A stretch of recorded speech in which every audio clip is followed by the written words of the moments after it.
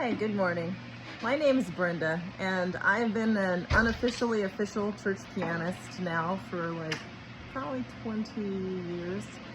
And I started out on the piano as a preteen, learning basic sight reading. I had about 5 years of lessons with different teachers, and went all through the classical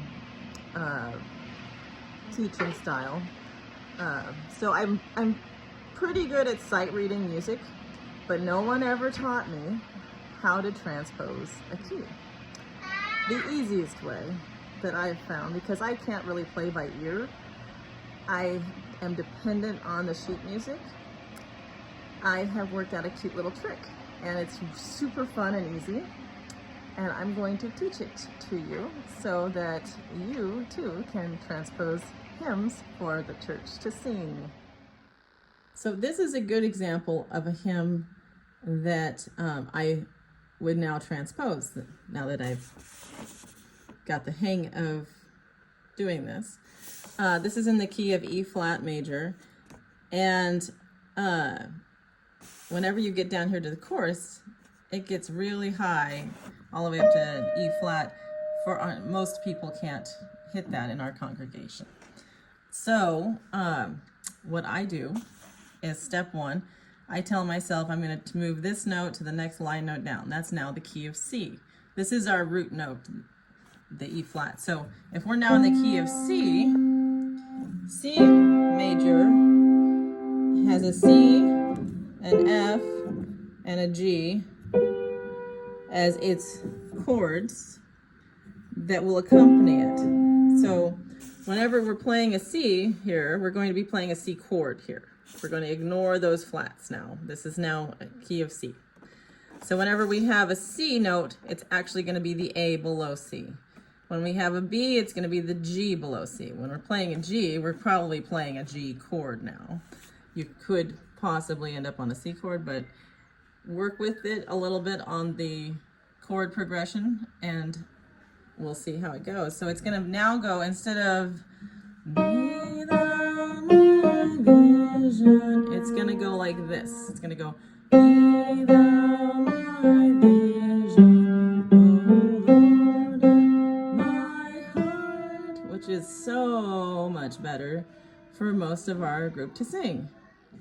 So something to keep in mind is how to know what your chord progression should be. This is now the C progression, C chord progression, C major. So you have your C, which is number 1, F, which is 4, G, which is 5. 1, 4, 5. 1, 4. And it sounds good. If it doesn't sound good, something's wrong. If you're doing it in the key of D, suddenly you have C's and F's are sharp.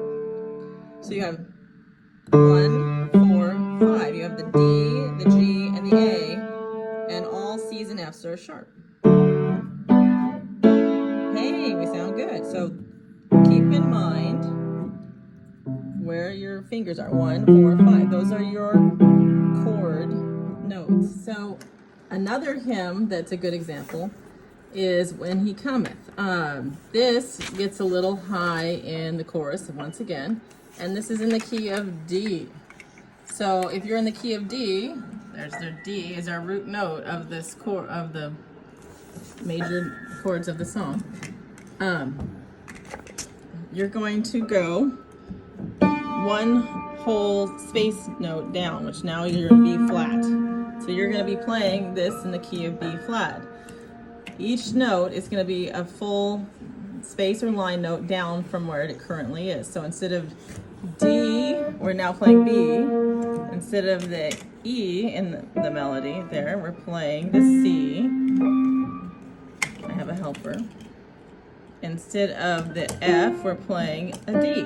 So it's going to go, instead of, it's now going to go